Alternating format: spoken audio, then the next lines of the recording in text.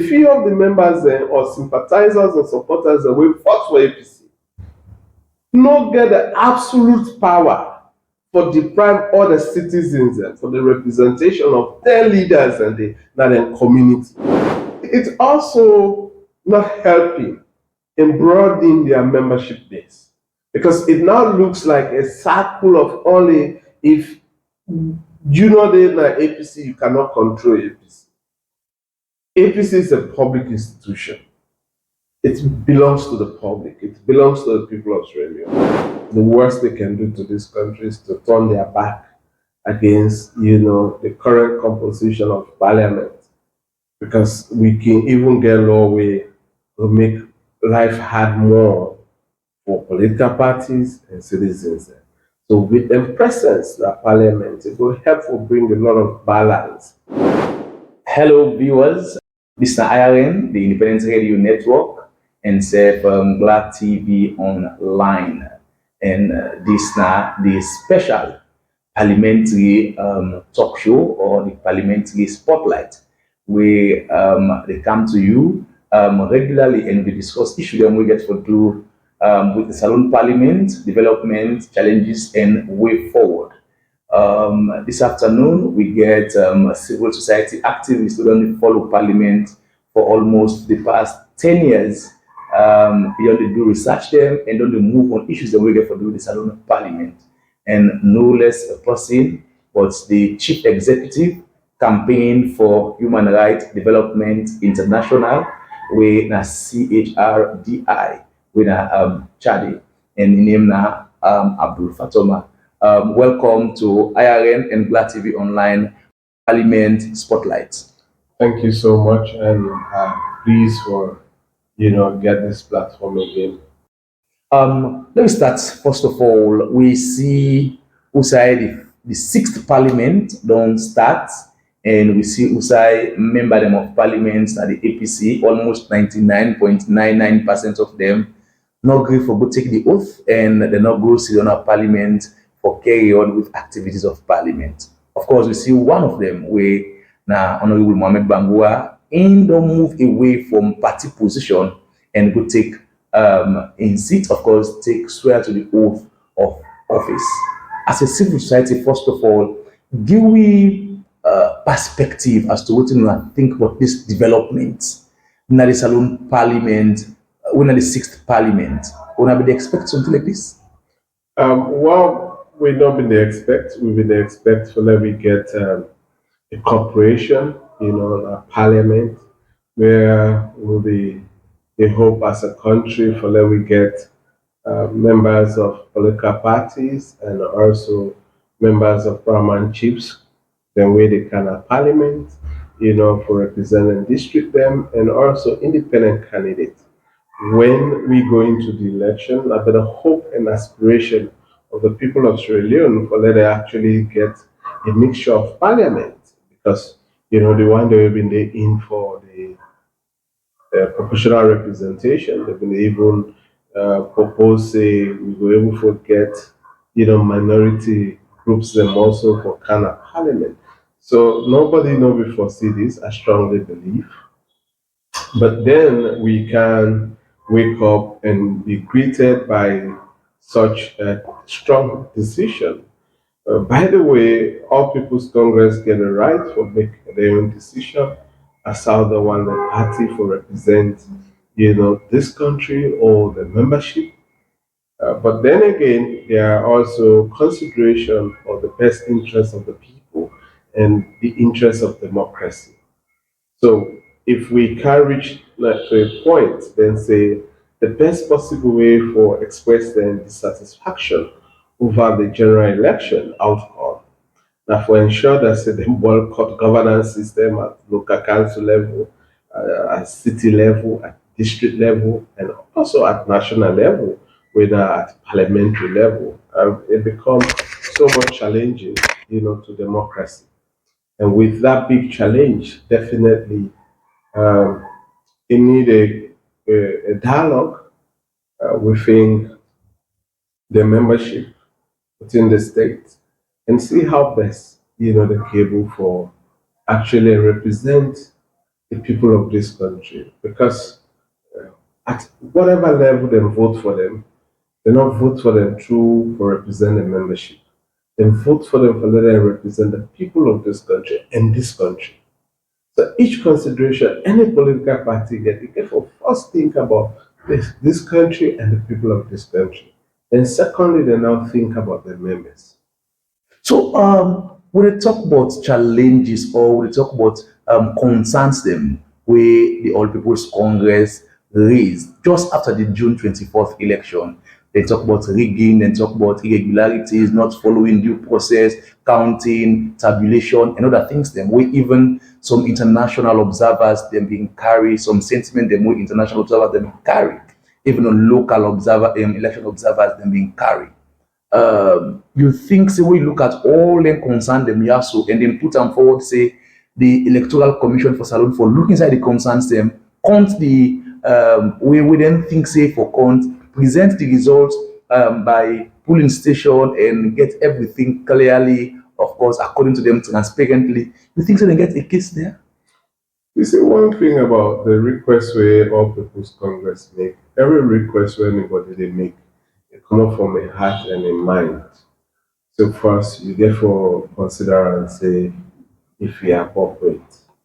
Then the next other option is it reasonable? So you look at the appropriate of the request, then you look at the reasonability of the request. Some of the requests that they make are totally not reasonable. They're reasonable in the sense that you cannot suggest as a democratic institutions like a political party for say we need for set up a new body we go look into the election and conduct a fresh election where parliament not the emotion. Definitely that's not reasonable because anybody where they organize any institution where they organize election or referendum at this country. Not only the constitution of this country will give that very authority, that mandate, then go make that election be legal and be appropriate. But otherwise, any other institution, either by through we set up through anger and emotion, it not get the legitimacy, for endorse you or declare you as a winner for govern a state, or even a district, or even a local council. So if we not get parliament in motion, then you say, let we form a body. So how legitimize that body they will be? If we not get parliament in motion, then you say in 6 months, let me organize another election. Who is going to organize that election? Then what will happen within that 0 month to the 6 month where they propose? Are we going to have a transition government? And who do we think is going to actually run that transition government in the interest of the country? And if you ask that, say, let us sack Mr. Y, Mr. A, Mr. B, or Mr. XYZ, state institutions, would that then we will replace them with? And would that actually determine how then people and they will be replaced and be appointed or selected? If then people and they then can't one of them positions on them, that's through constitutional provision. So if we not get a constitution again, how do we intend to govern ourselves? So even run into that 6 months to get an election that the outcome will be somebody will go govern with. So you look at the risks then, the unreasonability within them one another. And I think say, sincerely, don't put this country interest as as country where we all love. That particular positions are not reasonable. So, talking about the people you center them inside this debate here. According to APC, then say now the people them tell them say they not go to parliament, they abstain from the leadership, from governance because the people them believe say they cheat them, they thief them, vote them during the election. This position or like an argument will come up from one APC member of parliament. Well, the thing is that it's easy for them to say the people, it is easy to say the people. like I said earlier on, even though the APC members or APC sympathizers or APC supporters voted for APC candidates there, either for Samra Kamara or all of the candidates that were standing. In the interest APC for we win this election and declare for govern this country, not to be the APC supporters, sympathizers, and more APC get for govern. APC will govern the people of this country and run the affairs of this country. So the one that we vote for them, they not vote for them, let them only govern them. So if they want and the few of the members or sympathizers or supporters that will vote for APC, not get the absolute power for deprive all the citizens for the representation of their leaders and their community. Because their community, the way them people they have, they vote for them. They don't get 100% vote outright. So all the people that they will get a disagreement with them, will not agree for vote. But if they go to parliament, then get rights for governing people then they. Because that's what the law say, and that's what the process say, which is democracy. So if their members and they tell and say let them abstain and forget about the wider interest of the country, when they set up a political party for govern or for look into the affairs of this country, I mean, it's also not helping in broadening their membership base, because it now looks like a circle of only if you know the APC, you cannot control APC. APC is a public institution. It belongs to the public. It belongs to the people of Australia. Okay, they come now to go inside Parliament now. The Parliament don't start. We not see the APC, but we see one of the member don't go take in seat when Honorable Mohammed Bangura. What does this mean for democracy? Of course, they represent the APC now, elect the way our people in the CM, but inside the APC, then go see them as somebody who don't betray them cause, or then go even one for like disown them or drive. As civil society point of view, how you view this? Well, looking at this, the whole confusion there in the laws, you don't interview me several times, and I keep telling you to say with 1991 Constitution, it's not good for democracy. The reason being is very clear now in Mohammed Bangoran case. The law they will say the party get right for recall any member of parliament who belongs to the party, where then believe say they don't go against the party, value, code of conduct, and other things. But then, with a hold up that say, you get for engage the speaker, and if you please the speaker. So in the interest where that interest of the party for recall that member, but it's not the interest of the parliamentary leadership, where do you take it further? I mean, that's the roadblock for political party. And that is the roadblock the APC is facing now. So in that interest, they see that say, APC abstinence from participating in governance. Governance have not been held to hostage. We've seen the president making appointments, we've seen parliament, having their session, and then, they have set up committees. So pretty soon, when they get the next sitting, you will see then they go about for approved, people the way parliament, the executive go appoint. And you will see that say they will set up a date, and let the president will go address and formally open, parliament. But if they withdraw, they actually make issue standstills. Governance is not moving. That would have been a impact something. They continue hold up and say remember then say, and then later on they can agree for go back parliament. Waiting them me say they no one for legitimize, then they can legitimize them later. So it just serves as the same thing I tell you, that from the day on they start highlighting problems. But they keep compromising and moving and moving and moving and moving. to the last day. So is it possible that there's going to be another compromise? That thing where they say they're not legitimized, and then therefore come gloriously and legitimize her and say, no, we move forward. And we move forward.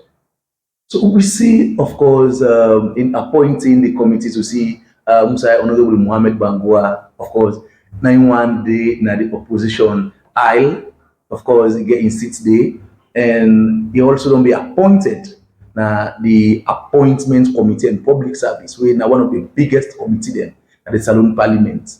What is the try for show? Is it that this they should say in they represent the APC now in the eyes of the leadership of Parliament, and it will be difficult for the APC for just come and flag them out because they believe say it don't go against the party? Well, what in this they try for show? They try for give a different picture than what the APC and the APC members then believe. This is create a picture to the government that the opposition is represented. It doesn't matter how many people, but he's represented. Then the opposition is recognized, and this person happens to be part of the committees and we're very relevant. And then we also present a picture of inclusion that say even the opposition is included into the important and significant committees, and they actually create checks and balances in the governance system. So that is the picture that Parliament is presenting, because you have a Parliament, the two-party way going at Parliament, and the members of the paramount chief MPs, they are there, and each one of these three constituents are well represented in the main. There's one person, so you cannot say 0 to total. There is no opposition. So there is an opposition, one representative, and he happens to be the only one who complies with constitutional provision by taking an oath of, from Parliament, and then occupies his seat. From a civil society point of view, what you would advise, what will be solution towards this situation? Only normalcy come back, something happen. Well, we dey call on the APC members, because APC say that the members we vote for them, say, and the people that will vote for them, we dey call on them, let them talk to their party, but consider the interest of democracy and the interest of the people of this country, for actually participate in governance issue. So we'll be able to get a balanced governance of this country. But as it is, the worst they can do to this country is to turn their back against, the current composition of Parliament, because we can even get law way to make life hard more for political parties and citizens. So with the presence of Parliament, it will help to bring a lot of balance, and fairness towards democratic process. But they abstaining, I don't think it will be good for the democracy, it will make the democracy remain challenging. However, waiting them for no, with their abstinence at the moment, see governance they still go on. Okay, thank you for talking to IRN and Gbla TV Online on this special program where na SALONE Parliament Spotlight. All right, thank you very much, sir. Yes, sir.